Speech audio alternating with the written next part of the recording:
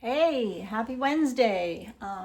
Beaming in because, today is literally 8 weeks post double mastectomy for my DCIS recurrence. So in the last week, I've now gotten confirmation officially that, hi Billy Bill, that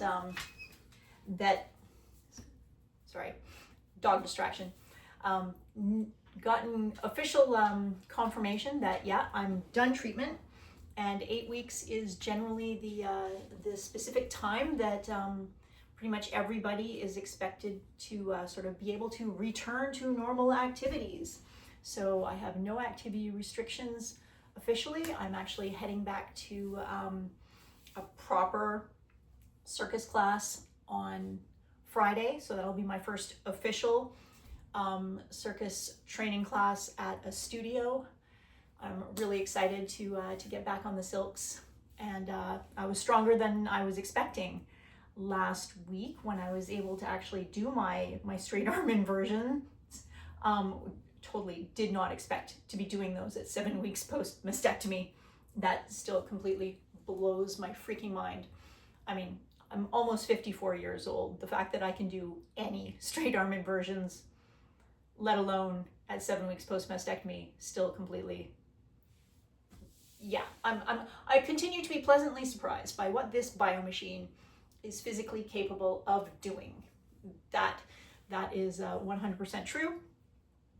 But the reason why I'm here at 8 weeks is because I wanted to talk about what my plans are from a rebuilding standpoint.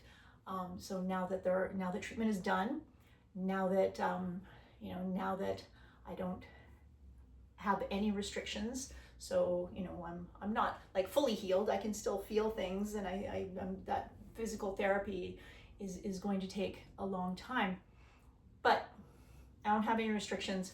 So basically, this is kind of the week, and I mean, let's acknowledge that it's the first week in freaking February, which when you live in Canada is a grinding month.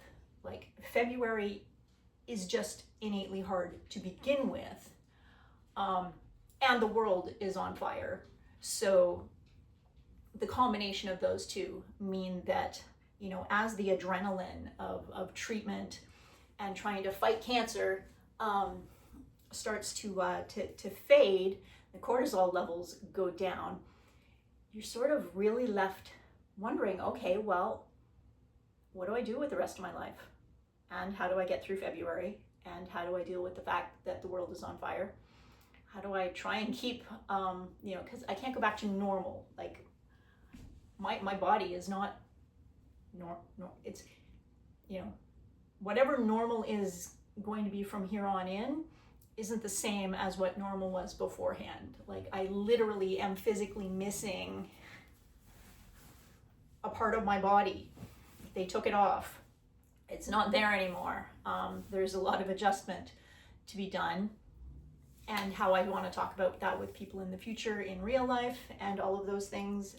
Anyways, okay, taking myself down a little bit. Let's not think about the extreme future and any of that. Let's just focus on getting through February. So that is my focus right now, getting through February, keeping my mental health intact, figuring out what my new normal is going to be, how it can be, what I'm capable of. So I'm kind of got sort of 3 key things that I'm trying to do and that I've got going on that are part of my February plan. So one, I'm happy to say I have a performance to get ready for. I've been accepted for a performance that's going to be happening in Oshawa on March the 15th, 2026. It's part of the Vital Circus Cabaret. The theme is actually called Awakenings, which is just so perfect for this particular phase in my life. So me and this handy acrobatic cube are going to actually have a chance to perform in public And so from a training perspective, that is like the best kick in the pants for me, because that means I have an actual goal to aim for. And so my workouts are going to be nice and regular. I literally just finished a workout.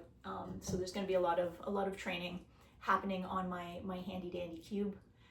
So that's the first thing, is just, keeping up with my exercise. But I was already doing that. The other thing is that I actually sat down and made a bit of a plan of 5 things I wanted to do every day that I know will help make February suck less. None of them are particularly hard. They literally are: go for a walk outside once a day, do 5 pull-ups, don't have to be in a row, and so this is something I'm capable of doing, and do 5 push-ups, and what were the other ones? Walk, pull-up, push-ups.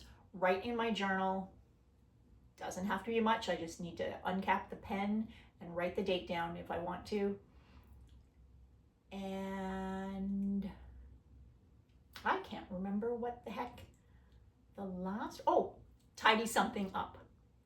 Doesn't have to be complicated, doesn't have to take a lot of time, but I'm a person who is prone to making piles, and I'm going to try and tidy up something once a day. So tidy up, journal, 5 pull-ups, 5 push-ups, and go for a walk outside are the 5 things that I'm going to try and do every single day in February.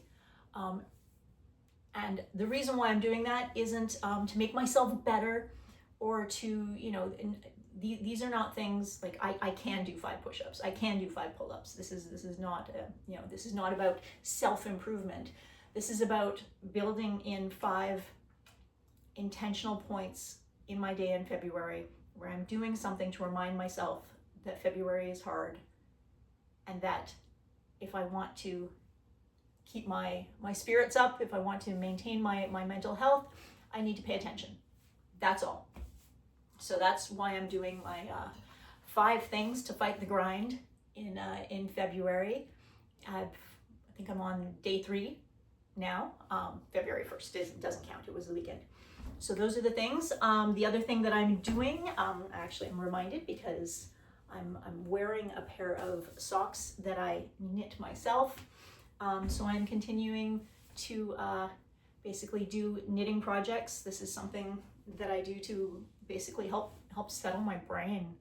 I've really found through the last 4 or 5 months that knitting just helps my brain think about something other than doom scrolling and not thinking about all of the horrible things that are going on around us. Makes me think about, math, and it's very meditative, essentially, for me, and it's creative. So creative plus meditation is exactly ticking lots of boxes for my mental health. So I'm doing that. I'm going to be working toward the show in March that I'm super psyched for, and I'm trying to do those 5 little intentional things every day to make sure that I am trying to get through this month in the best shape that I can, and deal with this whole like post-treatment crash that I was starting to feel coming on. So that's what I'm up to. I hope you're doing well. I hope anybody watching this is hopefully vaguely interested in learning about what an old lady / professional engineer / recreational acrobat is getting up to now that her cancer treatment is done. I'm actually going to talk at some point about the idea of feeling like a cancer fraud. That's another thing that I'm kind of trying to wrap my brain around mentally, not having gone through chemo, and yet having had cancer twice. It's an odd feeling So yeah, I'm gonna talk about that after I've had a chance to maybe sit down with my journal and sort my own thoughts out, so that I'm not rambling too much. But that's something that I want to talk about, just to get it out there, you know, because there's post-cancer treatment is a really funny time. This is my second time going through it, and I felt like a fraud the first time, and yet here I am again, also feeling like a fraud.